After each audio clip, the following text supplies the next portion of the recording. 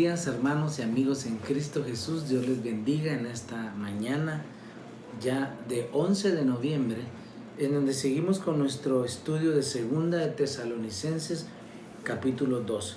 Se titula Si amamos la verdad.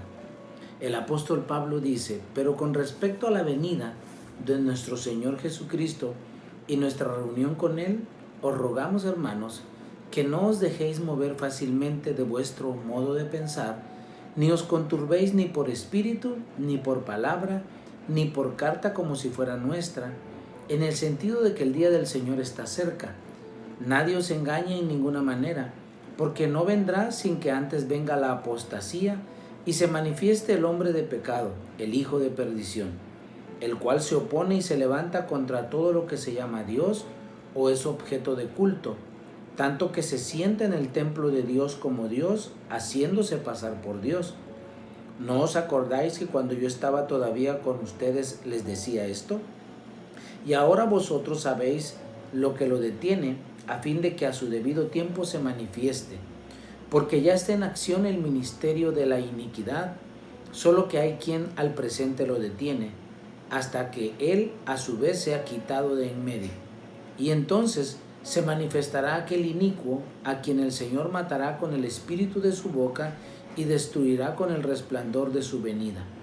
Inicuo, cuyo advenimiento es por obra de Satanás, con gran poder y señales y prodigios mentirosos, y con todo engaño de iniquidad para los que se pierden, por cuanto no recibieron el amor de la verdad para ser salvos. Por esto Dios les envía un poder engañoso para que crean a la mentira, a fin de que sean condenados todos los que no creyeron a la verdad, sino que se complacieron en la injusticia. El apóstol Pablo nos está diciendo que nadie nos engañe con respecto a la venida de nuestro Señor Jesucristo, porque no vendrá sin que antes venga la apostasía y se manifieste el hombre de pecado. Esta apostasía de la que el apóstol Pablo habla y habló en aquel entonces, ahora la podemos ver más claramente en el Evangelio y en las iglesias, cómo se ha venido corrompiendo la sana doctrina que está en la Escritura, y ahora hay cosas y se creen en cosas que el verdadero Evangelio de Jesucristo no enseña. Y el apóstol Pablo dice que tengamos cuidado, porque aún se va a manifestar el hombre de pecado, y este es el anticristo, y él dice que se sentará en el templo y se hará pasar por Dios. Y entonces el Señor mismo va a venir en su segunda venida y va a destruirlo con el poder de su boca. La segunda venida de Jesucristo marcará el fin de la historia de la humanidad y al mismo tiempo un nuevo comienzo. El retorno de Jesús depende absolutamente de la soberanía del Padre. Por tanto, ni el Hijo de Dios conoce el día ni la hora. Esto está en Mateo 24, versículo 6. Con todo, Satanás tienta a los creyentes sembrando inseguridad y temor en su corazón. Busca destruir al Evangelio y a la iglesia con espíritu de falsas profecías, palabras, o sea, razonamientos, y cartas falsificando documentos. Lo que sí sabemos es que antes de la segunda venida del Señor, muchos negarán el Evangelio y se manifestará el hombre de pecado, el hijo de perdición, el anticristo, haciéndose pasar por Dios. La mejor manera de prepararnos para aquel día es estar cimentados en el Evangelio y vivir por fe. Es por eso que usted tiene que leer la palabra, aumentar su fe y cimentado en la palabra de Dios. Las preguntas a meditar: ¿qué cosas ocurrirán antes de la segunda venida de Jesús según Pablo? Bueno, Satanás buscará destruir el Evangelio con falsas profecías, razonamientos falsos, y hoy puede ver que las iglesias están cerradas. Algunas ya hemos abierto con ciertos cuidados, restricciones, pero seguramente más adelante, si esto no está bajo control, vamos a volver otra vez y nos van a volver a encerrar, y eso está tratando de detener a la iglesia. Pero Eso no va a pasar porque mientras Dios tenga el control, aún seguiremos predicando el Evangelio, aunque sea a través de los medios digitales, pero la iglesia sigue caminando. ¿Cómo puedo evitar ser engañado por falsas enseñanzas? Bueno, la única forma es cimentando mi fe en la palabra de Dios. La Biblia se interpreta con la Biblia misma. La segunda venida de Cristo se ha demorado en llegar, pero ciertamente vendrá. A lo largo de la historia hemos corroborado que las fechas de este anhelado acontecimiento han resultado ser mentira, porque algunos han dicho que se acaba el mundo en tal fecha, otros en tal fecha. Por tanto, nadie se deje engañar por especulaciones, ya que ese día depende solo del Padre y de su soberanía. Además, aún hay cosas que detienen la acción del ministerio de la iniquidad, como la propagación del Evangelio, la inspiración del Espíritu Santo y la paciencia de Dios.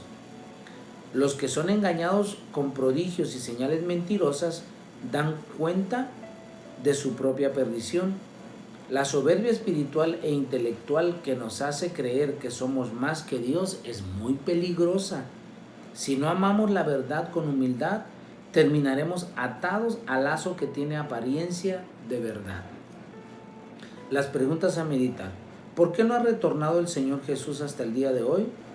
Porque el día y la hora solo el Padre lo sabe. ¿Por qué será tan importante amar a Jesucristo, quien es la verdad, en los postreros días? Porque podemos caer en la soberbia espiritual e intelectual. Cuidado, ninguno de nosotros, aún los ministros, los pastores, podemos decir que sabemos más que otro, que somos más que el otro, porque Dios nos ha dado dones distintos a cada uno. Enseñamos de manera diferente, pero el mensaje es el mismo. Y verdaderamente quien se lleva toda la gloria es Dios. La sabiduría proviene de Él, el conocimiento proviene de Él. Nosotros no tenemos nada de que jactarnos.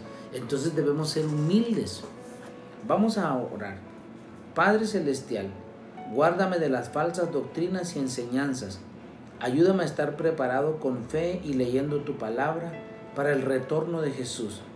Lléname de pasión para amar la verdad del Evangelio y aborrecer la injusticia.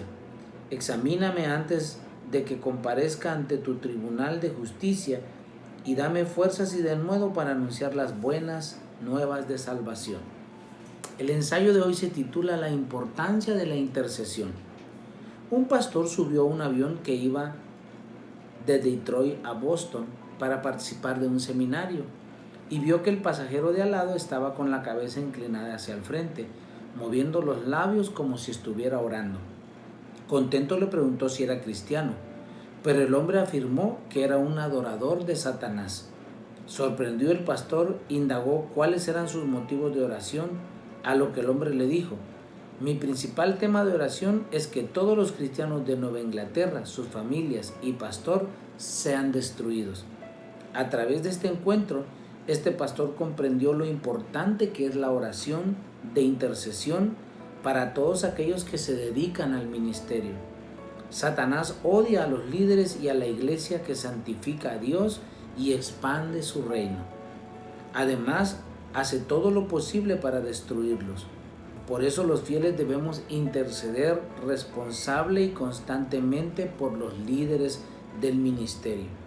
Debemos orar para que sean siempre siervos que oran y aprenden con humildad, para que anhelen únicamente al Señor y glorifiquen a Dios en todo lo que hagan, para que sean sensibles al amor y al apoyo de los fieles y que demuestren en todo momento el amor de la cruz del Calvario. ¡Wow! ¡Qué tremendo! Dios tiene un ejército, pero el diablo también tiene un ejército. Y nosotros tenemos que estar firmes orando en todo tiempo. Amén. Vamos a dar gracias. Padre, te damos gracias, porque a través de tu palabra el apóstol Pablo nos enseña que muy pronto, Señor, el hombre de pecado, el anticristo, saldrá al mundo. Pero te damos gracias porque también sabemos que tu venida se acerca y será como ladrón en la noche, dice tu palabra, cuando nadie lo espere. El día y la hora solo tú la sabes. Te pedimos, Señor, que cuando suene el toque de la trompeta final, nuestros oídos espirituales estén atentos para que podamos, Señor, partir contigo en el arrebatamiento. Bendice a cada persona y a cada familia en el nombre de Jesús. Amén y amén. Dios les bendiga, nos vemos mañana. Cuídense mucho.